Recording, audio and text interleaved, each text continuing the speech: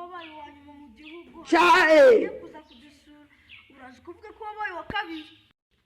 ariko papa siko nabaye uwa nyuma mu gihugu urukumva ibyo bintu ntabyiba ngiye kugushakira umwarimu wo kukwigisha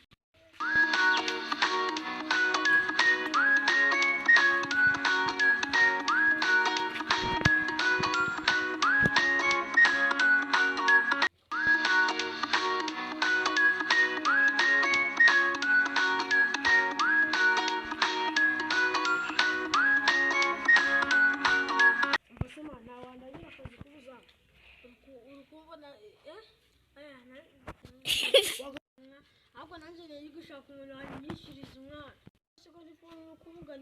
ni nk'umushumba uri gukora Cyae umwana ku kwezi nazamuhemba 15,000 ariko namwigisha simba nakubwarimu nagakora